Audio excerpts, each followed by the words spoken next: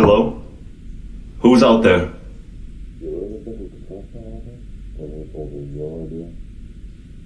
We're at the CLPD. We're here to ask you a few questions about your brother.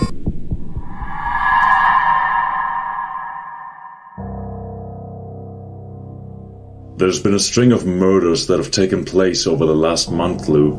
All men who have a similar description to yourself. That's what led us to you.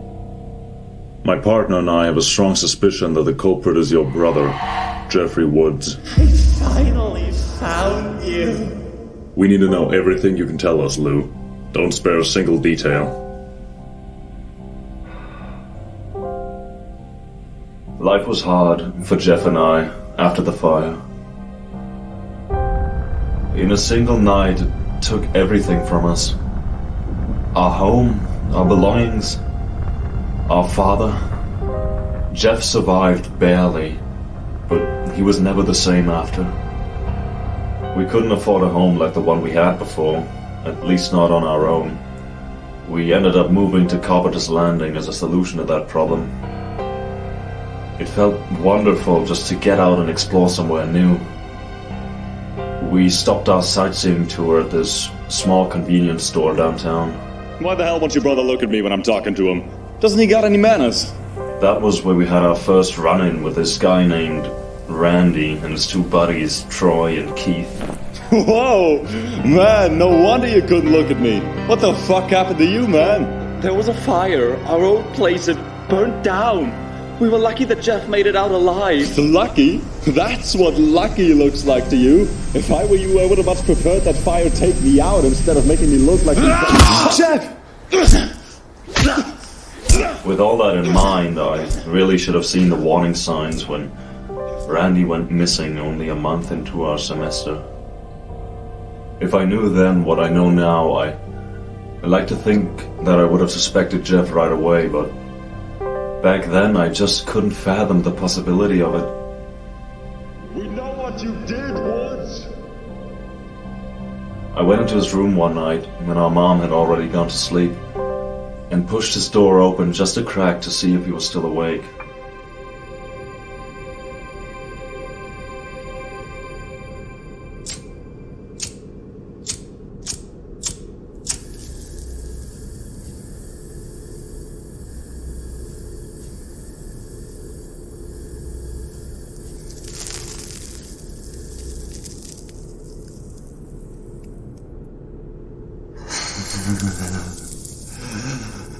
Why was Dad the only one who had to die?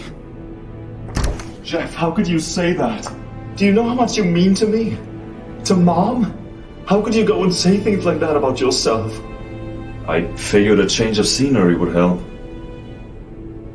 Do you remember when we used to sneak out at night back in middle school? I remember we'd stopped right by a stop sign on an intersection, with there being a light drizzle that signaled for us to start making our way back. Right as we were getting ready to leave, though, a familiar pair of voices yelled out to us. Hey! What you doing out here so late, Woods? Looking for more victims? Please don't hurt him. He didn't do anything to you. Didn't do anything? Is that what he told you? Why don't you tell your little brother, Jeff? Why didn't you tell him what you did? Okay, it's true. I killed him. I killed Randy. But I wasn't stalking him. It was self-defense, Lou. He pulled a knife on me and tried to kill me. You can say whatever you want, freak. But I won't believe you. Maybe it was my naivety, or the desperation in his voice when he confessed to me, but I really, truly believed that if my brother had killed Randy, it was for a good reason. And so I lied to the officer, told him nothing about Jeff's confession, about the truth of Randy's disappearance. When we arrived home, he stormed inside with no regard for our sleeping mother. What followed next was the single most terrifying moment in my entire life.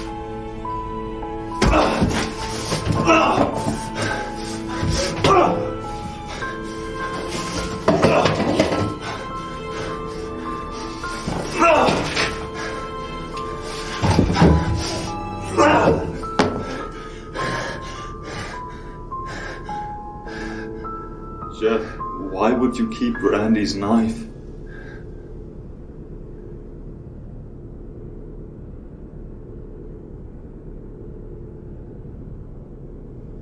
Jeff, why did you keep this knife? Jeff, this was Randy's knife, right? Jeff?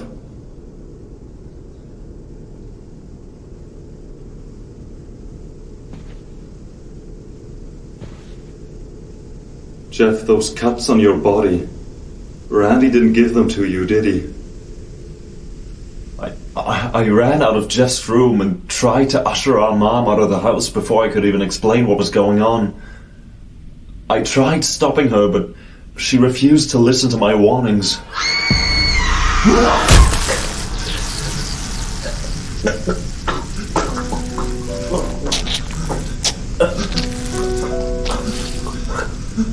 What I saw in front of me didn't feel real.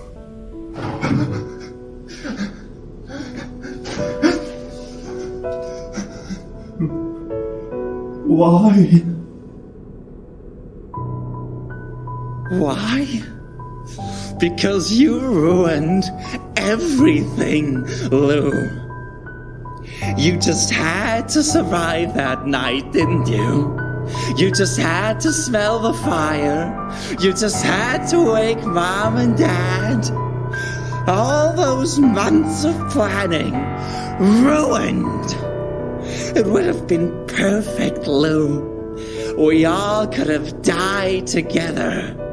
But no. You and Mom survived, and I was stuck like this. Do you know what it's like?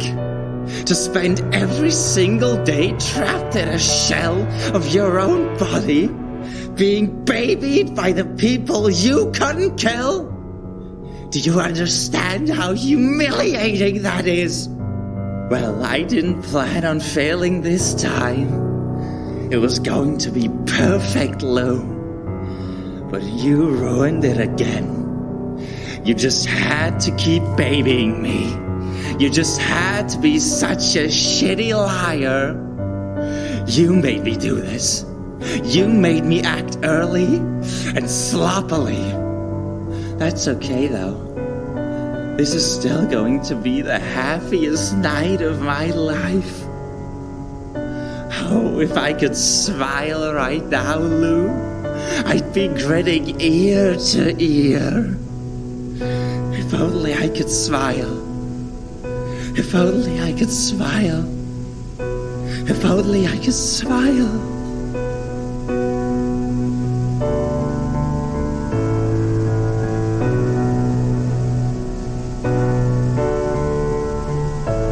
I can smile.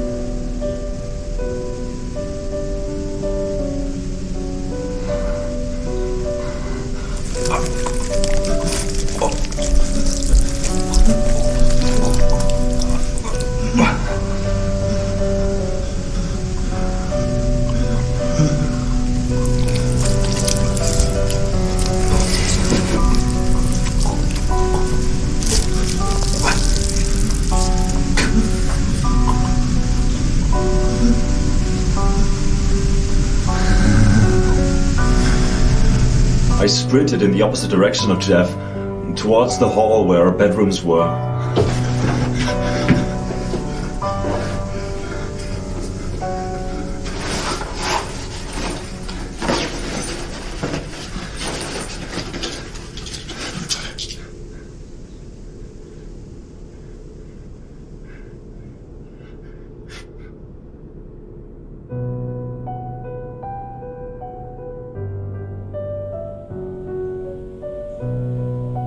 Lou? I struggled against him.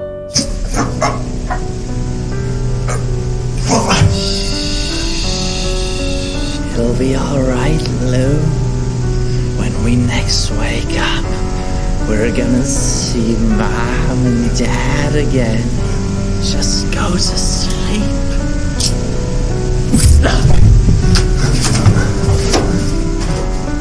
I was told that they would find him, that he would be brought to justice. But now 2 years have passed and Jeff was never caught.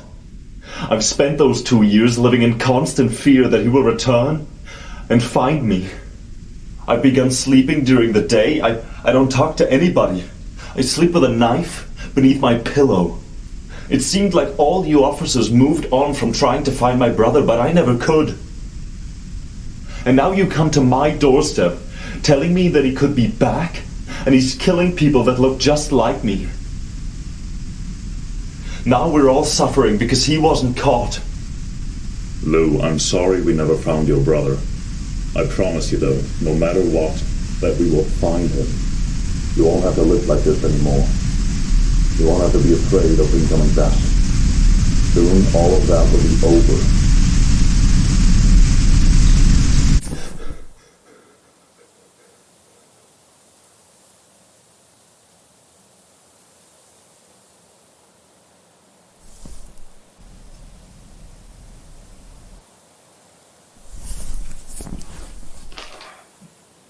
And he's killing people that look just like me.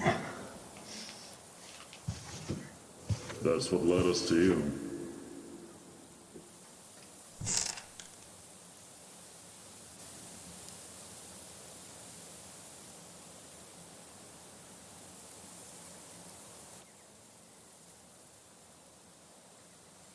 You found me.